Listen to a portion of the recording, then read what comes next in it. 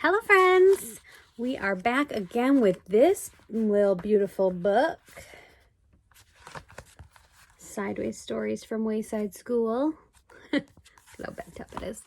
And we are on chapter 17, which is called John. There he is. All right. John had light brown hair and a round head. He was Joe's best friend. John was one of the smartest boys in Mrs. Jules's class. But he had one problem. He could only read words written upside down. Nobody ever wrote anything upside down.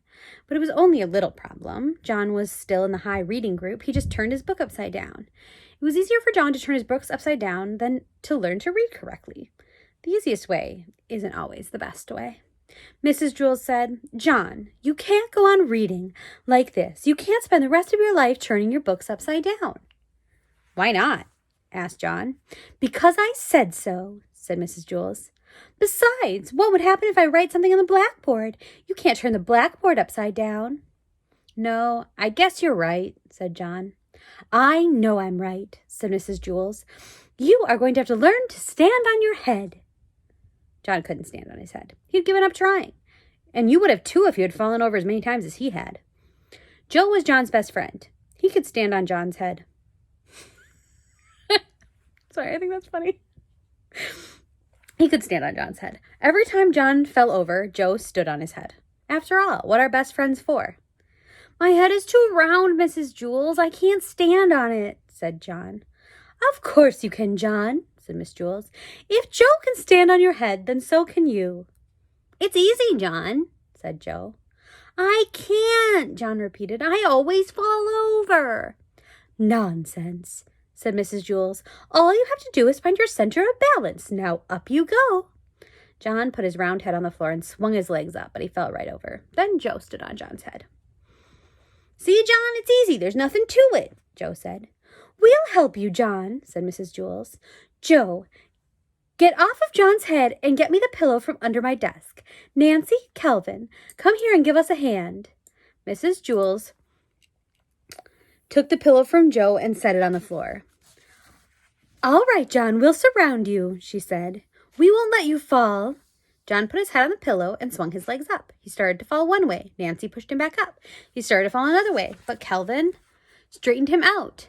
John kept falling a little bit this way and that way until at last he found his center of balance.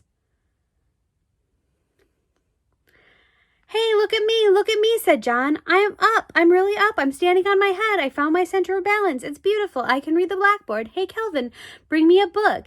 And you don't have to turn it upside down. Ha ha. Hey, hoo, ah." Okay, so that whole part I just read, it's upside down. So in order for me to read it, I could have flipped the book this way. I did end up reading it upside down. But if I couldn't have figured it out, I just would have had to flip the thing up, or I could have stood on my head. But I just wanted to show you that it was upside down.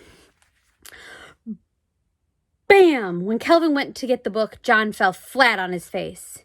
"You better stay off my head, Joe," he warned. "Are you all right, John?" "Oh, are you all right, John?" asked Mrs. Jules. "Yes, I think so. I feel a little bit funny. Hey, I can still read the blackboard and I'm not upside down. I can read right side up now. When I fell, I must have flipped my brain or something." "Well, that's wonderful, John," said Mrs. Jules. "Here, put that pillow back under my desk. As a reward, you may have a Tootsie Roll Pop. They are in a coffee can on top of my desk." John placed the pillow on top of her desk.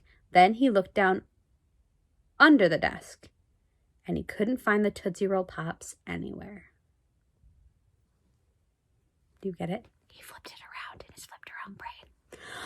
Okay, my friends, I love you. Bye.